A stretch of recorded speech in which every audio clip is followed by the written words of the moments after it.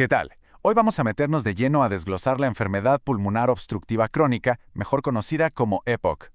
Es una condición que, la verdad, afecta a muchísima gente en todo el mundo, y creo que entenderla bien es el primer paso para poder enfrentarla. Así que, ¡arrancamos! Y para darnos una idea de la dimensión de esto, hablamos de 600 millones de personas. Sí, 600 millones de personas en el mundo viven con EPOC. Esto la pone como una de las principales causas de enfermedad y muerte a nivel global. Y ojo, su prevalencia sigue en aumento. Bueno, para entender la EPOC a fondo, vamos a seguir este recorrido.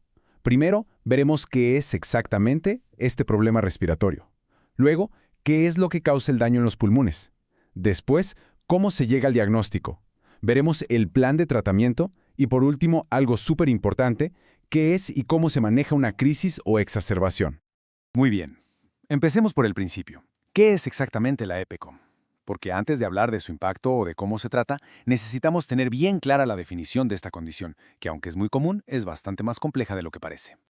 A ver, si nos vamos a la definición oficial, la de las guías Gold, hay tres ideas que son, fundamentales. La primera, causa una limitación del flujo aéreo, o sea, el aire no entra y sale de los pulmones como debería. La segunda, y esto es clave, es que este daño no es completamente reversible. Y la tercera es progresiva, lo que significa que tiende a empeorar con el tiempo por una inflamación constante en los pulmones. Ahora, es importante saber que EPOC es como un término paraguas que agrupa principalmente dos condiciones. Por un lado está la bronquitis crónica, que se define por los síntomas, una tos con flema que dura al menos 3 meses al año por 2 años seguidos. Y por el otro lado tenemos el enfisema, que es más bien una descripción de lo que se ve en el pulmón, la destrucción de los saquitos de aire, los alveolos. Perfecto.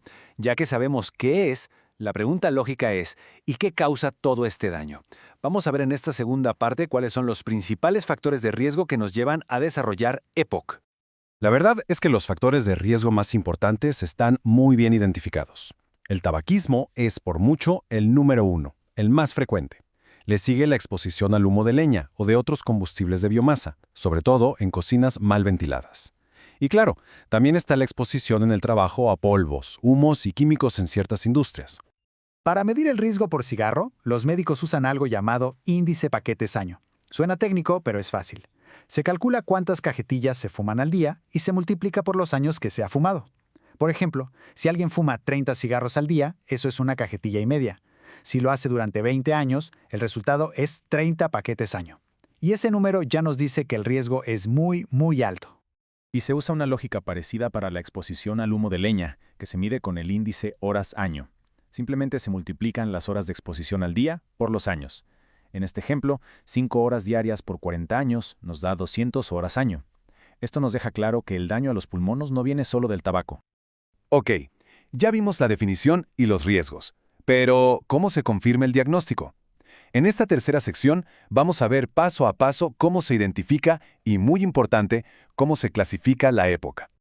El diagnóstico sigue como 3 pasos lógicos. Se empieza con la historia clínica, preguntando por síntomas como tos crónica o disnea, que es esa sensación de que falte el aire.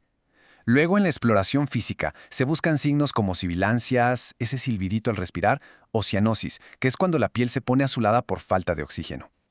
Pero la prueba reina, la que realmente confirma el diagnóstico, es la espirometría.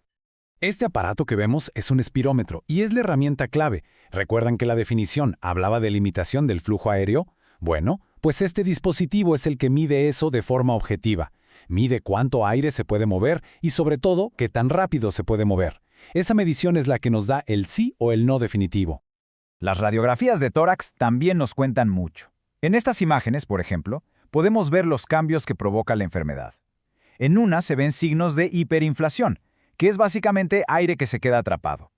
En un caso más severo, los pulmones se ven gigantes, anormalmente grandes, y el diafragma, el músculo de abajo, se ve aplanado. Son cambios físicos muy característicos, sobre todo del enfisema. Y una vez que se confirma el diagnóstico, hay que clasificar qué tan grave es. Esta tabla usa 2 números clave de la espirometría. El primero, FB1/FBC, nos dice si hay obstrucción si es menor al 70%. El segundo, el FB1, compara el resultado con el de una persona sana. Mientras más bajo sea ese porcentaje, más severa es la enfermedad. Y saber esto es fundamental para decidir el tratamiento. Lo que nos lleva derechito a la siguiente sección, el plan de tratamiento. Y aquí hay que ser claros. La EPOC no tiene cura, Pero con un enfoque completo, sí se pueden controlar los síntomas, mejorar muchísimo la calidad de vida y reducir la frecuencia de las crisis. Hay que entender esto muy bien.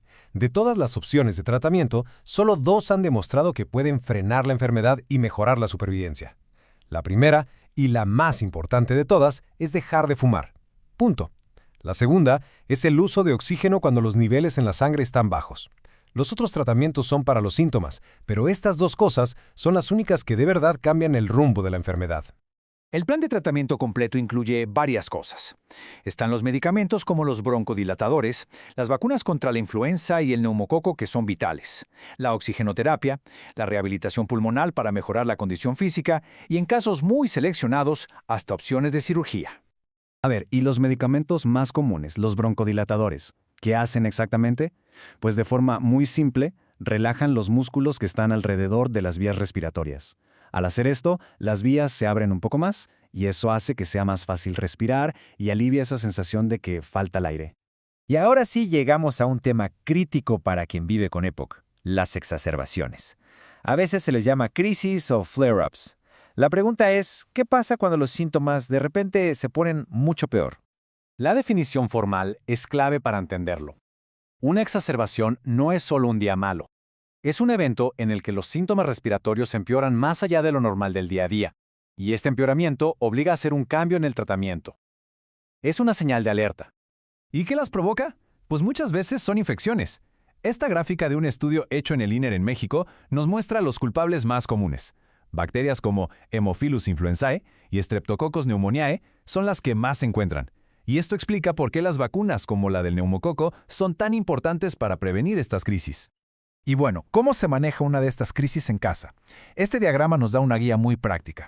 Generalmente, el primer paso es usar más seguido los broncodilatadores de rescate, los de acción corta.